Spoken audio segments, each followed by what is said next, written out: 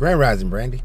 So Brandy, she is responding to a video where I was talking about the fact that there's a difference between the Old Testament God and the New Testament God, which was a response to another question.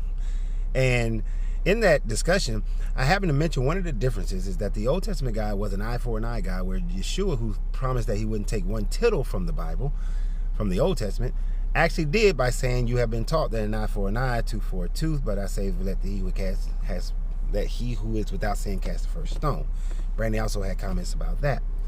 Now, saying that because the people were so full of sin, and Jesus knew that no one would cast a stone.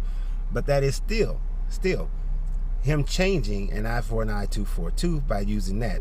And Brandy tells me that I'm taking that out of context, because she starts out her statement by saying, in context, an eye for an eye was about the miscarriage of a woman. What Brandy is talking about, and she's absolutely correct as far as that statement, right?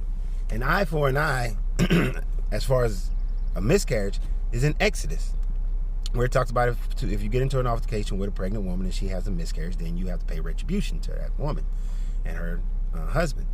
Now, you'd be correct if that's what Jesus was quoting, but Yeshua wasn't quoting that.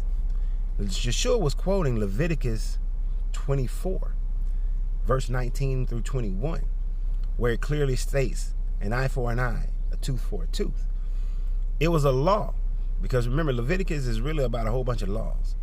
It was a law, and it wasn't an original law.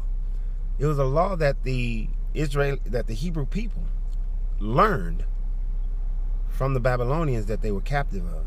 You have to realize that the Hebrew people are not original. The Hebrew people, the first mentioning of a Hebrew people was in the 1400 BCE by the Pharaoh who had conquered all of the Levant. And he had mentioning going in and destroying these Hebrew people. The Hebrew people then they were just a nomadic people that just wandered around the Levant area. It was always under someone else's control. And it wasn't until 554, when under Babylonian control, that they was released by Cyrus to go build their temple. Now, understand, the Hebrew people took an eye for an eye from the Babylonians in the Code of Hammurabi. Because in the Code of Hammurabi, it wasn't so much about gaining retribution. It was making sure that a person didn't take advantage of a person who did them wrong. Meaning the punishment must fit the crime. So I wasn't taking it out of context. But if we take it all the way back, it is still a copy of somebody else's story, which is the majority of everything in the Hebrew Bible and the Christian Bible is a copy of someone else's story. But it was a difference between Yeshua and the Old Testament God. It's just the way it is. Have a good